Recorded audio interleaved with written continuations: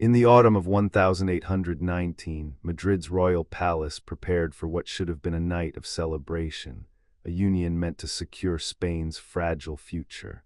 The wars of independence had already torn vast swaths of the empire from the crown, the economy faltered, and the Bourbon dynasty faced growing unrest at home. Yet, on this October evening, the court gathered to witness a marriage that promised renewal. The 16-year-old Princess Maria Josepha Amalia of Saxony was to become queen, the third wife of King Ferdinand VII of Spain. Maria Josepha was no ordinary princess. She was the product of a cloistered upbringing. Raised largely within convent walls, her education was steeped in Catholic devotion, but strikingly bereft of the realities of marriage or intimacy. Contemporary sources suggest she was so sheltered that, at the time of her wedding, she still held childlike notions about reproduction, believing, according to one chronicler, that infants were brought by divine intervention rather than human union.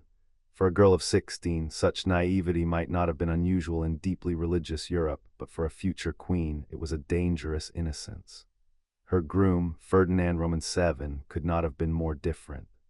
At 35, he was a man weathered by both exile and restoration. Once a prince held captive by Napoleon, he had returned to power in 1814 amid jubilant cries of El Decido, the desired one. But by 1819, the image of the savior king had already tarnished. He was plagued by ill health, gout, and obesity. His temper was as unpredictable as the politics of his court. Foreign envoys described his gaze as calculating and cold, and his reign had begun to earn a reputation for repression rather than reform. On that fateful night, the atmosphere in the royal bedchamber was tense rather than tender. Historical memoirs hint at a cruel mismatch of expectation and reality. A frightened, unprepared girl faced a husband known more for his outbursts and frustrations than for gentleness. When the doors closed behind them, the young queen reportedly trembled. Whether from modesty, terror, or both, we can only speculate. But what we do know is that the night did not unfold as the courtly poets had promised. Later accounts, some whispered in the corridors of the palace, others recorded by foreign diplomats, spoke of a disastrous consummation attempt, marred by the king's impatience and the queen's sheer panic. One version, preserved in a private letter decades later, alleges that the encounter ended abruptly in humiliation, with the bride fleeing in tears. Whether embellished or not, the essential fact remains: the marriage, from its very first night, bore the mark of fear and failure. As a historian, one must tread carefully between legend and documented fact. The Spanish court of the early 19th century was a furnace of gossip, where political enemies magnified personal flaws to undermine the crown. Yet even allowing for exaggeration, the evidence points to a tragic dynamic: a monarch desperate for an heir and a girl too young and too unworldly to comprehend the demands placed upon her. Their union was less a partnership than a political calculation, and its failure set the tone for the decade of cold distance that followed.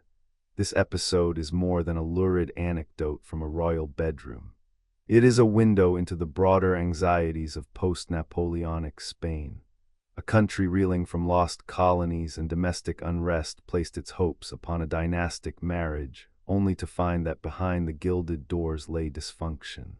Maria Josepha would spend much of her short life in prayer, retreating into piety as a refuge from marital obligations she could neither accept nor escape. For Ferdinand, the wedding night became yet another chapter in a series of frustrated unions, deepening the insecurities that would shape his increasingly authoritarian rule. Thus, the marriage that began on that October evening did not usher in renewal, but rather foreshadowed a reign marked by suspicion, control, and intimate tragedy, a beginning where personal frailty met the heavy burden of a collapsing empire. To understand the troubled nights of Ferdinand VII's later reign, one must return to the formative failure that haunted him: his first marriage. Long before Maria Josepha of Saxony entered his life, the Spanish king had already borne the scars of an earlier ill-fated union that cast a shadow over his courtly reputation and his own perception of manhood. In 1802, at just 17 years of age, Ferdinand married Maria Antonia of Naples and Sicily, a princess known for her vivacious spirit and keen intelligence. The match was orchestrated with the usual Bourbon pragmatism. It would strengthen ties between Madrid and Naples, two thrones sharing a lineage but often divided by French influence. On paper, it was a promising alliance, celebrated with lavish ceremonies and cautious optimism. In reality, it would become a source of whispered scandal. The early years of their marriage coincided with the rising tide of Napoleonic upheaval. Ferdinand, then Prince of Asturias, lived in a court riddled with intrigue, and his marriage was more a matter of duty than affection. Yet the failure that followed went beyond politics. Contemporary observers, including court physicians and Neapolitan envoys, hinted at a fundamental problem in their marital life. The union was never truly consummated in a manner befitting its dynastic purpose.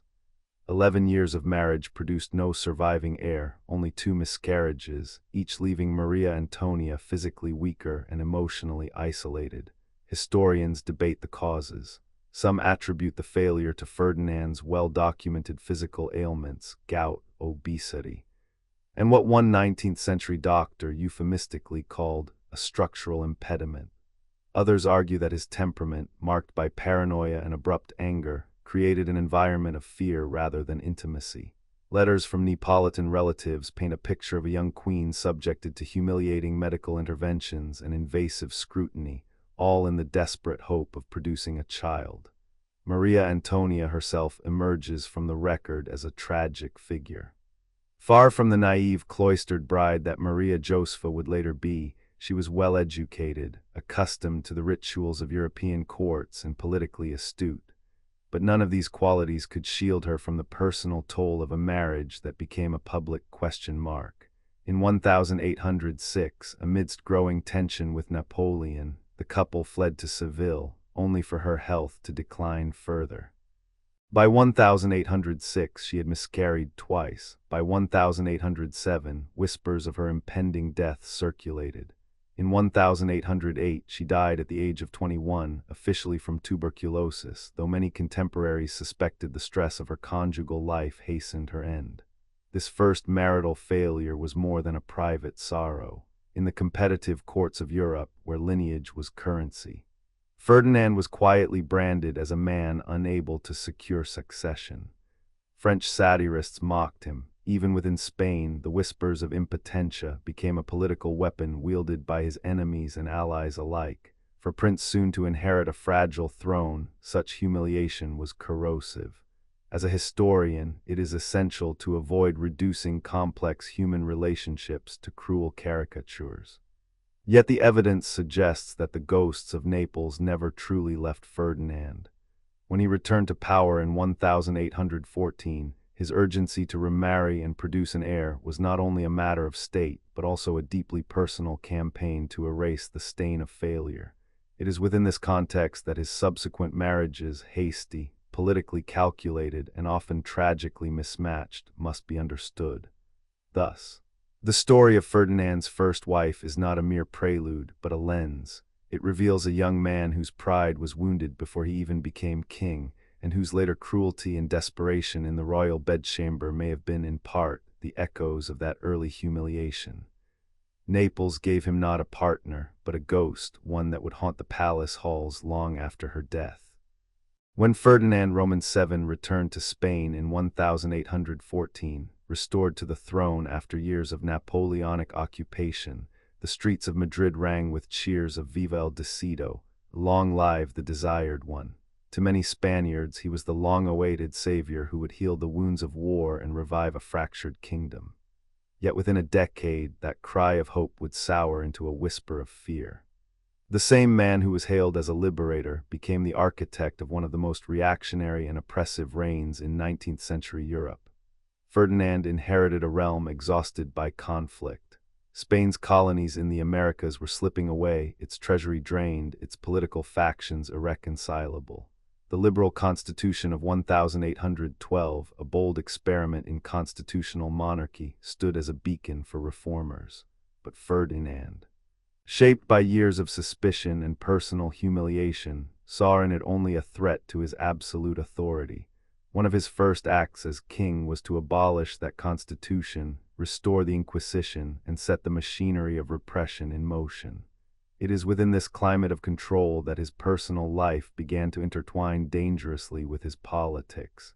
His second wife, Maria Isabel of Braganza, married him in 1816 with the hope of bearing an heir and stabilizing the throne.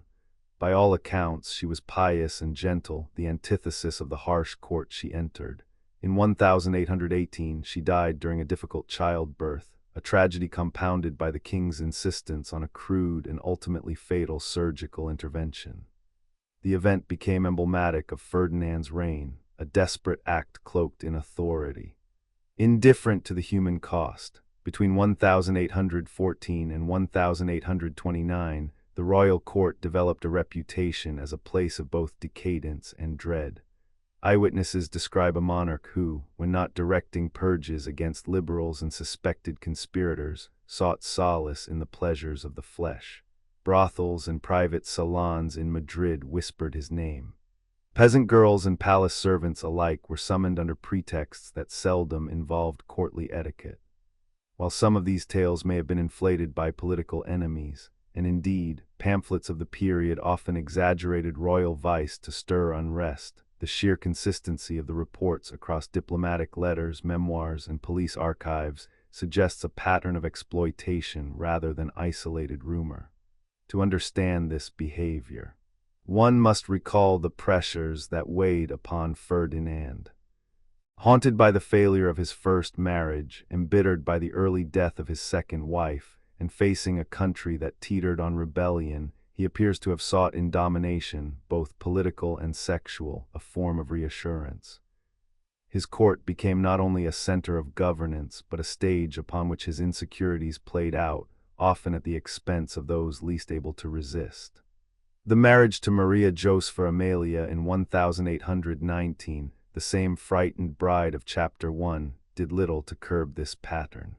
She, a child of the convent, found no affection in her husband's company and withdrew increasingly into religious devotion. Their decade together produced no heirs, only a cold household where ritual replaced intimacy. It was in this period that Ferdinand's enemies and foreign observers began to describe him with words that would follow his memory: capricious, vindictive, and unrestrained. As historians, we must resist the temptation to reduce a reign to caricature. Ferdinand was not merely a libertine, he was a ruler who wielded private vice as a mechanism of public control. Women in his orbit were often pawns in a larger game of loyalty and fear. To reject his summons could mean exile or ruin, to submit brought neither love nor security. Such patterns, though shrouded in the language of scandal, had tangible political consequences. They bred resentment, fractured alliances, and lent moral ammunition to the liberal uprisings that simmered throughout the 1820s.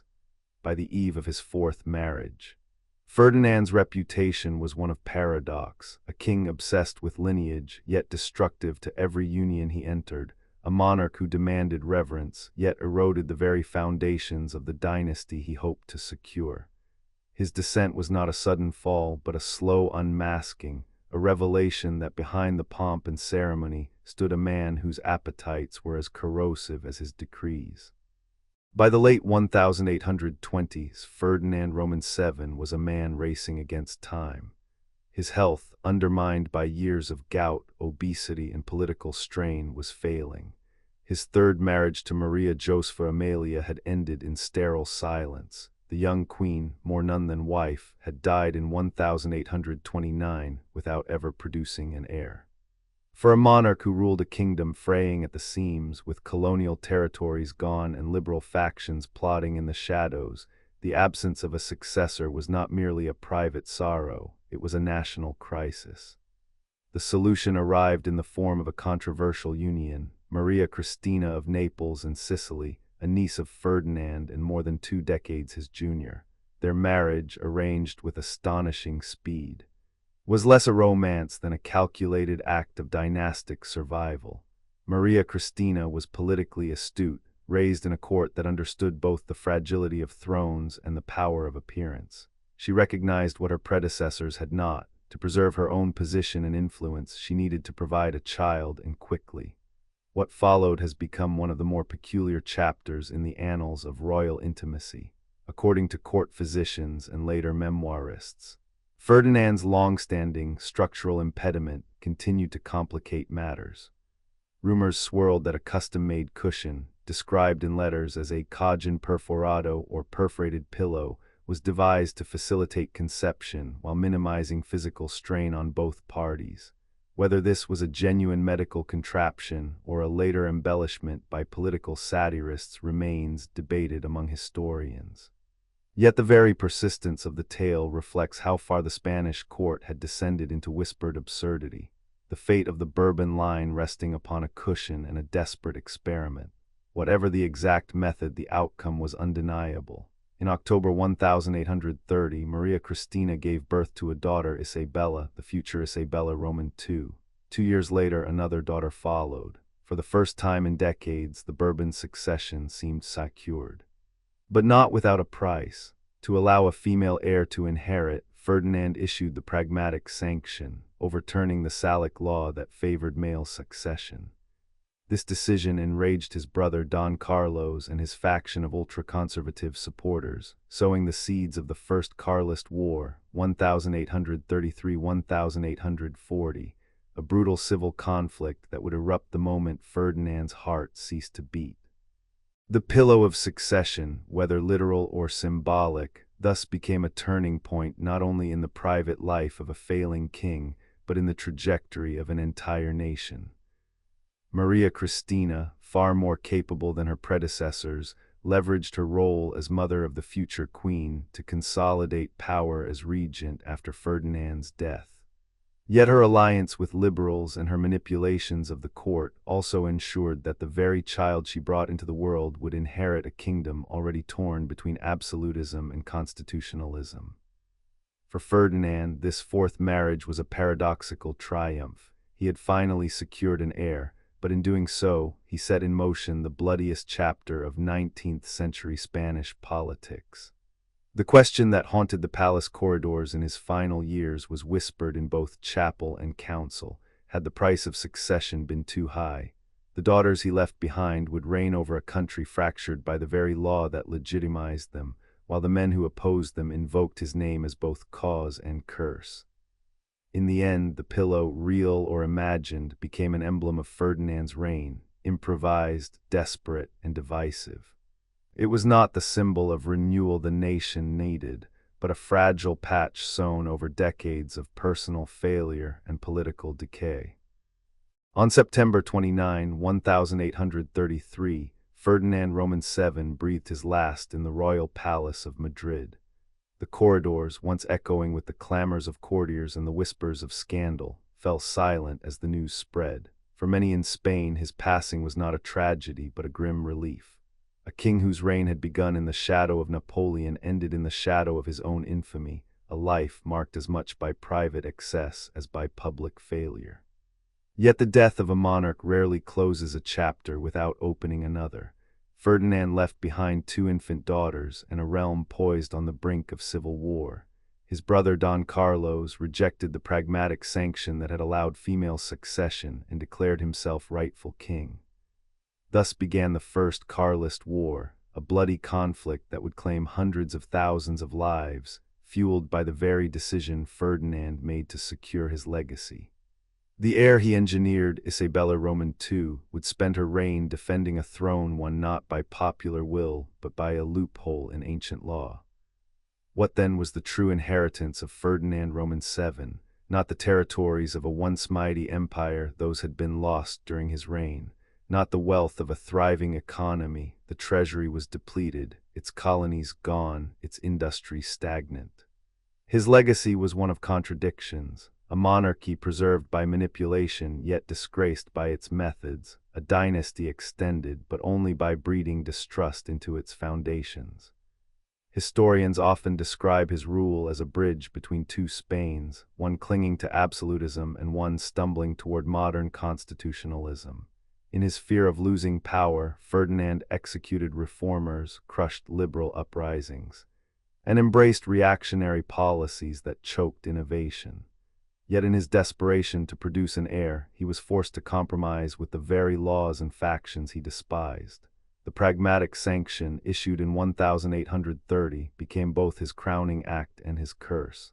Even his most grotesque personal habits, the whispered stories of trophies, the macabre collection of blood-stained linens, the humiliating episodes of his early marriages, outlived him, shaping how generations would remember the Spanish Bourbon line.